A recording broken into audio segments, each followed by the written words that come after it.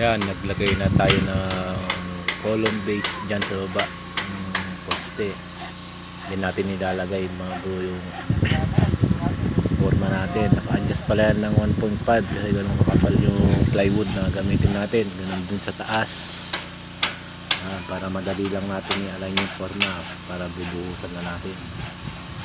Yan mga bro, yan pala yung mga kasama natin. Hindi yung figure. House pala to ng figure building. Yan yung mga kasama natin sa taas at yan sa baba, mga kasama natin gumagawa ng mga base para nakapix na yung forma kapag nilagay na natin yung forma ng column.